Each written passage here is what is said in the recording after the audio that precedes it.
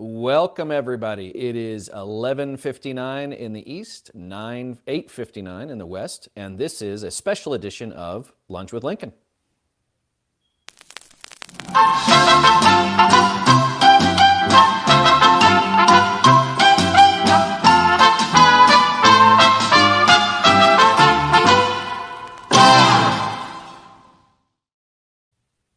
Hey, everybody. Thanks for joining me today. I'm Reed Galen, co-founder of the Lincoln Project and your host for Lunch with Lincoln. This is a special edition.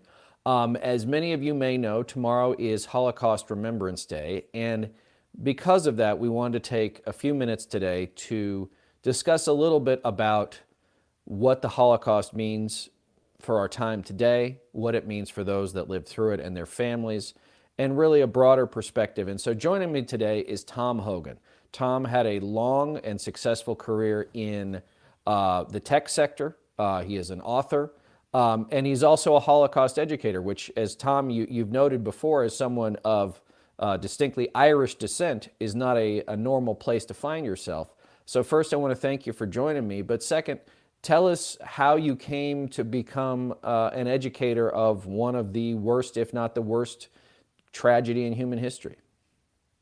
Well, thanks for having me, Reed. The question that comes up, I actually had two phases of being a Holocaust educator, introducing Holocaust into public education back in the early 80s, when truly the phrase was barely known.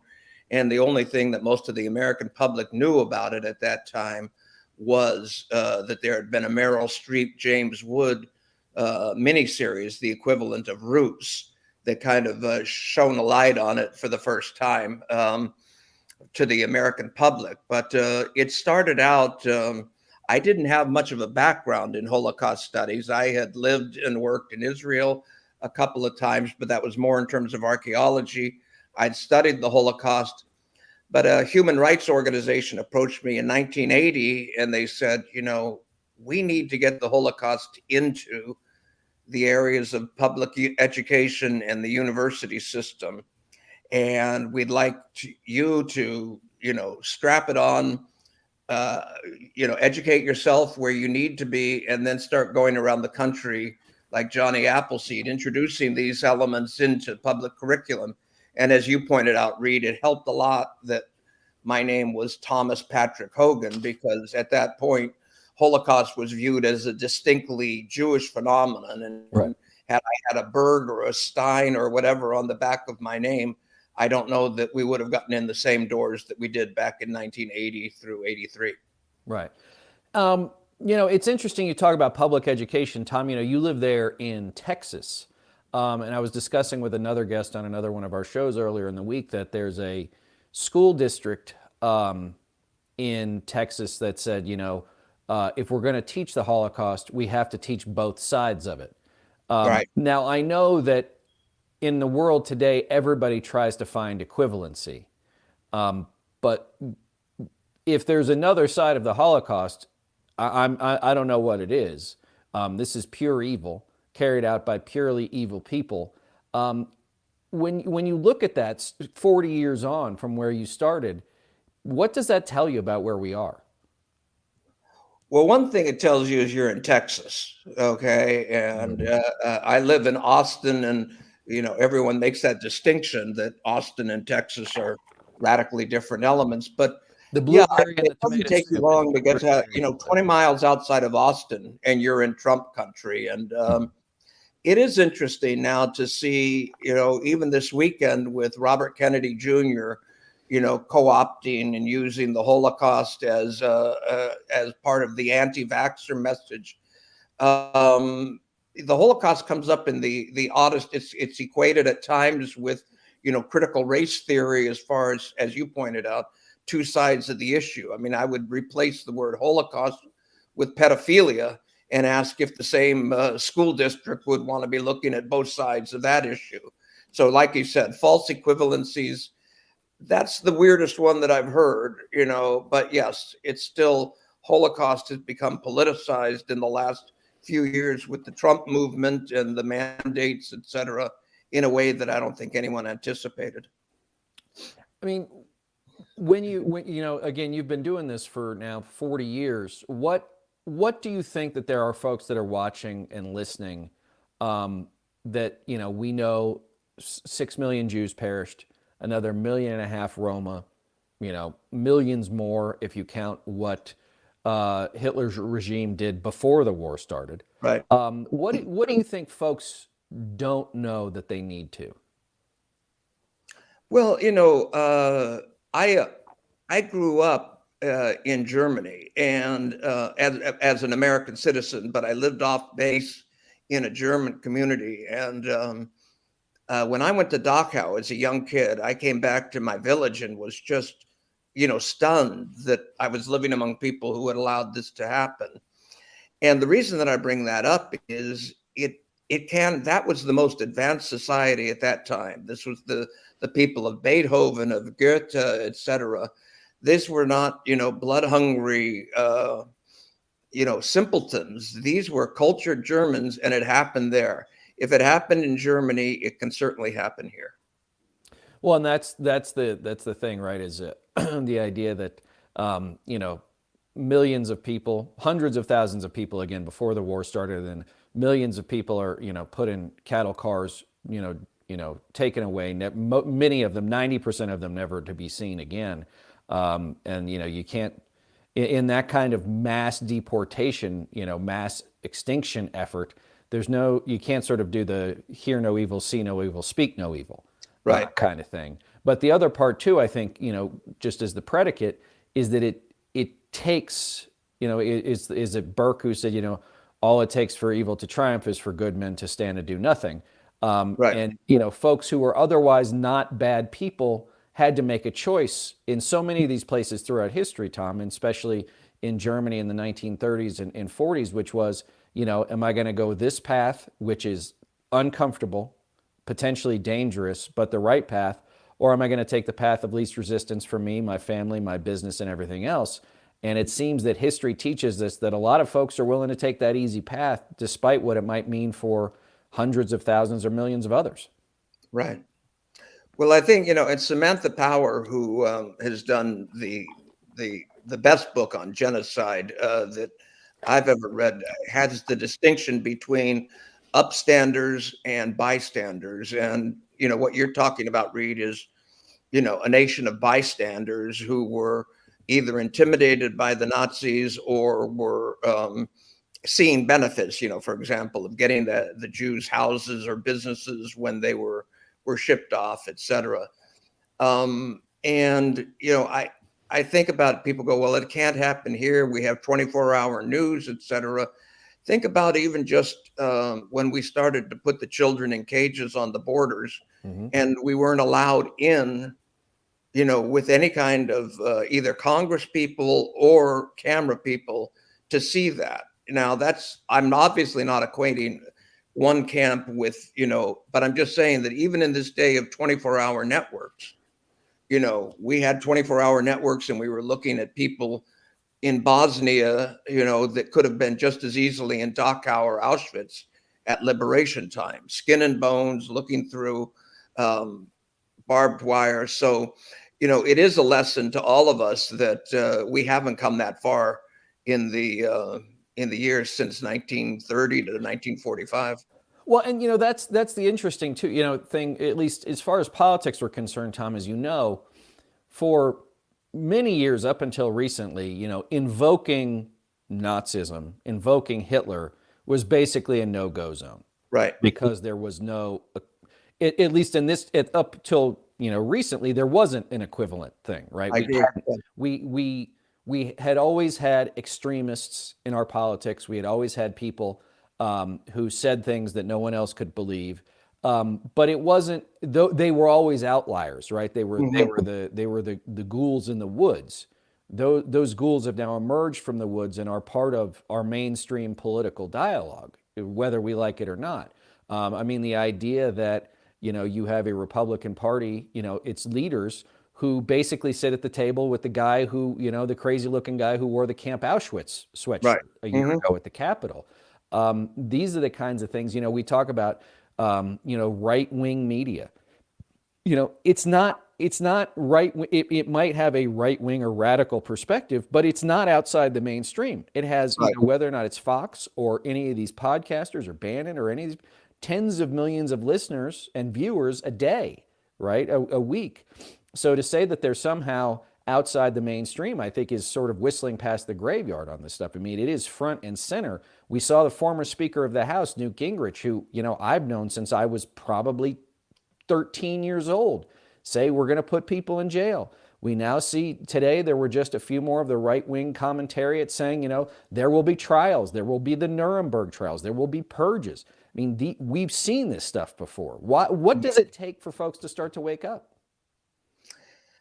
I mean, it's a great question, and it's one that, you and I and the Lincoln team have discussed offline as well, is there seems to be a cavalier sense that, we're not those people, and that at some point in time we will wake up. But, and first off, I absolutely agree with you I used to write about to potential Holocaust scholars, there's two H's that you don't touch: Holocaust and Hitler. You don't make equivalents. You don't refer to abortion Right. as the Holocaust of the unborn. You don't refer to, a political leader as another Hitler. But I think, to get to the Hitler analogy of, what is it taking? I think, without certainly equating Hitler and Trump in any meaningful way, but I would say both of them were geniuses in terms of feeling the pulse and knowing what the affected minorities would respond to. And, in Germany, they wanted the days of their, military and political might back after World War I. Mm-hmm. Here, we've tapped into grievances that we really weren't that aware of as historians or politicians, about how many people are actually they want their jobs back at $30 an hour. They want their white schools. They want it's not coming back, but politicians have been able to convince them that that's possible if you just focus on the people to blame. Well, and then pass accordingly the laws. Well, and let's be clear. I mean, this whole make America great again, right? This sort of gauzy rewriting of history, right? Of like how it was better then.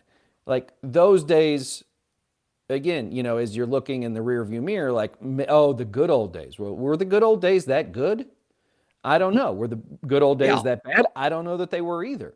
But there's certainly, one of the things that we've seen, Tom, and Hitler's the biggest of the big, but there's Stalin and Mao and Pinochet and Franco, Mussolini, you name them all, is like this sort of, fictionalized, remembrance that, things were better, but democracy is weak. They are coming for you, Milosevic in Serbia. We've seen this all before. So that's the thing. Like none of this is, this is all in the playbook, right? What's interesting to me is that, when you look at the people I've just named and you look at a guy like Trump, there's an innate ability to do this stuff. Mm-hmm.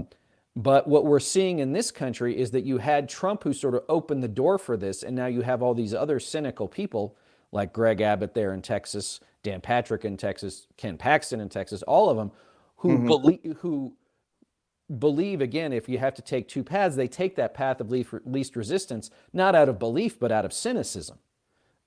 Which, maybe that was as common in these other cultures, in these other communities, in these other historical places we've talked about. But when you're seeing it, it's sort of mystifying. I mean, Greg Abbott's been in office since the last millennia. Right. Like he has been in office forever. He was always conservative, right? He was a Supreme Court justice. He was Attorney General. Now he's been governor for 8 years and wants to be governor for 4 more. But this was not a guy who, pre-Trump was going out of his way to pass this crazy stuff, SB 1, SB 8, whatever other craziness, placing vigilantism, in the state. So that's another part too, is how many people are just willing to say, well, if this is the way to power, I'm all for it. Mm-hmm. I think, when you go back to, for example, 2016, when I think everyone was stunned or a huge amount of the population was stunned at the results, there was a sense that, yeah, but it's not going to be that bad. He's going to come in and shake things up, but we can control him. We've got three branches of government, and we're in good shape. And again, if you go back to the 30s, that was certainly the feeling as well among the German politicians, et cetera. Hitler never got more than 30% of the vote, and yet he became, chancellor and then dictator, et cetera. Because people very much like, the political cognoscenti today thought that they could control him and use him to their benefit. Trump, you jujitsu'd those people beautifully, and all of a sudden there weren't three equal branches of government. There was one, and he co-opted the first, and then he stacked the second, and that's where we are. Well, yeah, there's a saying I have, Tom, which is, and this is true of Democrats, establishment, Republicans, the media, anybody, unfortunately, who seems to think that we're in the before times, which is we all play chess and Donald Trump eats the pieces, right? Mm-hmm. I mean, we forget that like the Constitution is one of the greatest documents ever created by man. It's also words on a piece of paper. It's rooted ultimately in belief. We all have to believe that these things matter, right? Just because we say we have a Supreme Court doesn't mean that nature cares whether or not there's a Supreme Court, right? That there's a Congress. Like, they're fictional institutions that we create in order to govern ourselves. The idea that they're somehow immortal, right, is a fallacy, no matter how much we want to believe it. But when that belief stops, right, collectively, that's when we start to get into trouble. And so that's what you're talking about. First there's a plebiscite, there's an election. Hitler is, part of a coalition government. Suddenly, he uses force, right, which is, I think, the other part too that we shouldn't ignore, right? He intimidates the rest of the members of the Reichstag. He co-ops the military. He's got IG Farben and Krupp. The big industrialists go along with this because they see militarism as a way to make more money. This stuff happens incredibly fast, right? Once they take power through electoral means, right? That's it. And, just like what we've seen in places like Georgia, Tom, which is, you have these elections boards that the legislature has set up. It's undemocratic, but in the context of the law, it's not necessarily illegal, right? Mm-hmm. Right? And that's where we see people twist a democratic form of government for their own purposes. No, and I think you raise a good point. You had talked about how long I've been in Holocaust education. In the 80s, I was teaching, in addition to launching these programs, I was teaching at the University of Santa Clara. And then in 2000, I stepped away from high tech for 5 years to go back to teaching. But at this point, I'm teaching only graduate level seminars and for history majors. And still, I would always start the first class off with, like a 6-point quiz of, you'll be surprised what you don't know. Right. And the first question was, what percentage of Germany's population in 1933, when Hitler came to power, was Jewish? And the answer is half of 1%. Right. 350,000 people out of 60 million. That's your other. That's the people who drove Germany into the toilet. It's the same thing. When you look at Trump, picks his enemies depending if it's economic, it's Mexicans. If it's cultural, it's Muslims. If it's political, it's the deep state. But, he's done a beautiful job of picking an other. You asked about, or mentioned how quickly things happen. The other question I had for, again, very advanced scholars, when did the first concentration camp open in Germany?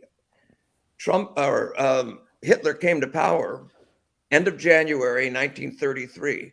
Dachau opened April 1st, 1933. 3 months. And all of a sudden, we're in concentration camps. Right. That's how prepared his team was to move if and when they gained power. I don't know if the same cabal was plotting back, in January of this past year, but it's very possible they had a blueprint that, Hitler didn't have, that they could follow if they wanted. Well, I think that's right too. And then, it's also something that we've seen. Lots of people have written about this. Scholars of authoritarianism and tyranny is, a lot of the people too that come to power in these types of electoral coups, we can call them, are people who would never have had, these sorts of jobs at this level, but for this movement. And I think looking back on Trump, we could probably say that Jared and Ivanka Kushner would be perfect examples of that right there in the family circle. Stephen Miller has no business being anywhere near any sort of authority. And so you have these people who are, at least initially, willing to be around because they're the only types of people that are amoral enough to be willing to be around someone as amoral as a guy like Trump. And what you find, and we saw this at the end of the 2020 campaign, we wrote an op-ed in the Washington Post that's to our old friends and colleagues in Washington, D.C. and Republican circles and say, you got to make a decision. What side of the river are you going to be on if this guy decides not to accept the election? And they all crossed the river with him. Yeah. Right? And we're like, what the hell happened? And then we saw what happened in 2021 post January 6th, which was not the end of something, but the beginning of something. Right. And we sort of pride ourselves, Tom, on not having a lack of imagination when this, about these sorts of things. We always like to say we're sick of being right. But even our vivid and sometimes scary imaginations weren't up to the task of seeing where we would be, 365 days hence from January 6th. And what we're staring down the barrel of now, as we say, we've got people saying, Republican senators and members of Congress saying, we want democratic, we want corporations to have American values. Well, who determines that? Right? We'll take down these companies if they don't do what we want. Well, what does that sound like? That does not sound like free market capitalism, right? That sounds like authoritarianism. It sounds like state control of the means of production, maybe, right? These are not liberal democratic capitalist values, but here we are. And it gets twisted up with folks who ultimately it becomes down to power, money, self-aggrandizement, which, as you know, is a gang, right? That's what a gang does. That's not what a political party does. That's not what a group of public servants does. No, and we've talked about this. I mean, there was always this phrase, the good Germans. Where were the good Germans in the early 30s? I mean, by the time this is something that we, or at least I've taught for years, is that genocide is a cancer, is you have to recognize it in its earliest stages, catch it, cut it out, deal with it. Right. Because by the time you get to stage 4, where the trains are running and the camps are, functioning fully and the ovens are running, it's too late. Right. And by 1936, it was too late for Germany, in terms of once Kristallnacht happened, et cetera.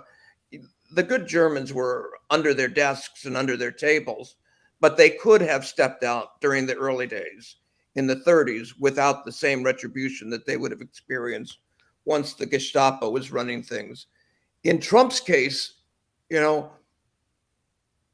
it's a little bit more insidious only in the fact that you have so many what we would call good Republicans or good people who have pulled a 180 from what they said on January 7th. Right. I'm out of crazy town, count me out, et cetera. And now it's, I won't vote for Mitch if he's not in line with Donald Trump. Right. Same person.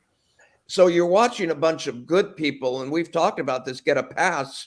We need to hold up to the Republicans that still might see something in the way of what's going on and say, where is your, to quote the John F. Kennedy 1960, this is your profile in courage moment. What are you going to do about it? You said what side of the river? In my mind, how is history going to view you when they write about this period in time? And even the people who are exiting office, who maybe they want to get a nice board seat so they don't want to cross Trump, but the people who are resigning, where the hell are they? The Portmans or the Tim Scotts who could speak up as the good Germans of this movement. Well, I And think that, you yeah, put I it think out, that's they're not right. there. And I've asked myself that question a lot too. And the truth is what you see is like if it's Toomey in Pennsylvania, right? He may, here he wants board seats and he doesn't want to rock the boat. Someone the other day, because I mean, Portman, I've known for a long time, always thought of him as a very honorable man. Someone said it could be as easy as, he goes back to Cincinnati. He's a wealthy guy, right? He doesn't really need to work anymore. But does he want to go to the country club and have to deal with his buddies just banging on him? I can't believe you voted for that crazy voting rights bill. I can't Yeah. believe you voted for the socialist Build Back Better bill, right? And so sometimes I think we overcomplicate the reasoning, right? It's just he just doesn't want the trouble when he gets home. But I Right. think, Tom, this is the difference, is there's bystanders, as you said, and there's upstanders. There's leaders and there's followers. Portman is leaving office, not because I think he wanted to leave office, but because he knew he wouldn't win a Republican primary Right. in the Ohio Senate race. Look what's likely to replace him: Josh Mandel or J.D. Vance. Both terrible sides of a coin, right? Yeah. With Josh Mandel, you get someone who is imminently cynical and probably crazy, who's willing to say and do anything to get Trump's support. You've got J.D. Vance, who I think is frankly more dangerous because he's a chameleon.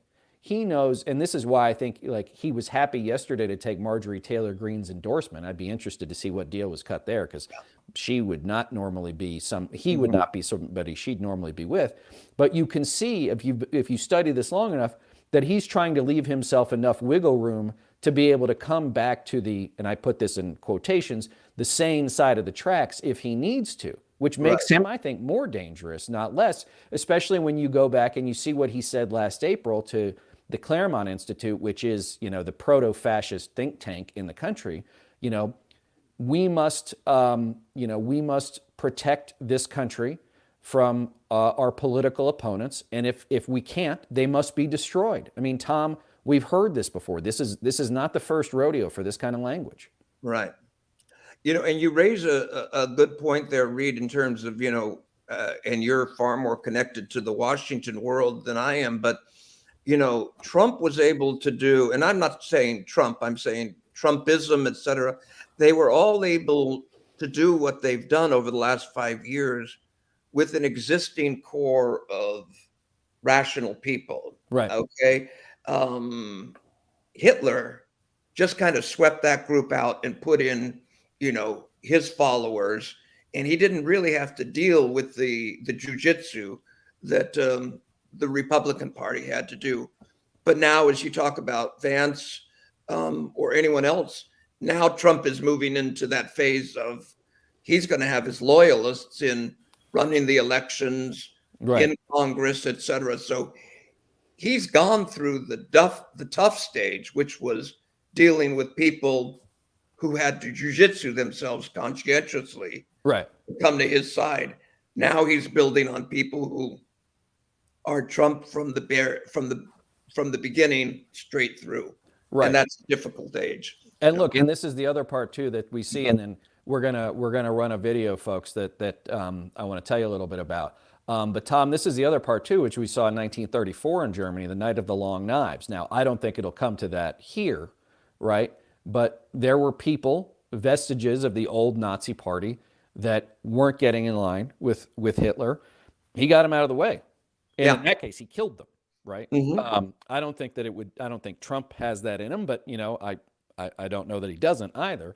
But there will be some purge of those who are not deemed loyal enough if Republicans take the U.S. House, the U.S. Senate, right? And if he runs for president again, there was a Politico survey out today, Tom, that said, Trump wins 50%, right? He's already got 50% of the Republican electorate locked up, and he hasn't run yet. If he announces, that goes to 75. And he, to your point about control, he controls the local party apparatus in a lot of these states and a lot of these counties. They could very well just say, if Donald Trump decides to run for president, he has our delegates. There will be no primary, which they did in 2020. Places like South Carolina and Florida and everybody else, just by acclamation. So we shouldn't, to your point about the control, he's got a lot of the levers of control. And the truth is too, Tom, is that he never said, go make sure the chair, the Republican chair of Ohio is my guy. people assumed that that's what they needed to do to keep him in charge and therefore keep their own place in the power structure. So guys, Tom, I want to thank you. Before we go, guys, I want to show you an ad. We call it Bloodlines. We actually produced this in October of 2020, but we didn't release it because we thought it was too extreme. We thought that if we put this out, people would be like, you guys have gone way over the edge. Unfortunately, nowadays, it looks a heck of a lot more familiar than any of us could have ever thought 14 months ago. So B, let's go ahead and run that, and then we'll say thanks to Tom. At first, they seem ridiculous. The big egos, the bad ideas. Some of them seem almost comical. Not here, the people say. Yet men like these find their following because they know how to use hate and fear. Fear of foreigners, immigrants, and minorities. Of Jews, Muslims, Christians. They dismiss the experts, demonize the press, promise they alone can deliver better lives and brighter futures. If they could only be rid of the obstacles to that power. Eventually, enough people buy it. They hand the fate of their nations over to madmen. But then suddenly, it's not so funny. The military deploys on the streets to protect the leader. Names appear on enemy lists. Opposition voices are silenced or imprisoned. The leader promises the right bloodlines will survive, and the wrong ones will be purged. It's an old story, one that could never happen here. The very idea is ridiculous, almost comical. There's no one dividing us, no one telling us who to hate, who to put in cages, no one demonizing the press, dismissing the experts. No would-be savior claiming he alone can fix our problems, if only the obstacles to power are removed. No one singling out the other, telling us what should become of them. No enemy lists, no threats of imprisonment. No one lashing out when their ego is threatened, demanding absolute loyalty and using the military to control the streets. No, it can't happen. Not here. We know too well how it begins, and it's always been up to us how it ends. So Tom, a little uplifting, 90 seconds to let you go. But again, guys, this is one that, 16 months ago, we didn't think was realistic. And now, unfortunately, Tom, we're living it, I think. No, I agree. And yeah, it was timely then, and it's even more timely now. Well, listen, Tom, I want to thank you for joining me today, everybody. Tom Hogan, supporter of the Lincoln Project, thank you so much for all you do for us. Thank you for all of the work you do in Holocaust education. Everyone, remember, tomorrow, Thursday the 27th, is Holocaust Remembrance Day. I want to thank everybody for spending a few extra minutes with us on a special edition here on Wednesday. I want to thank B and the whole team backstage for making this stuff happen. Everybody, we'll see you Friday. Take care.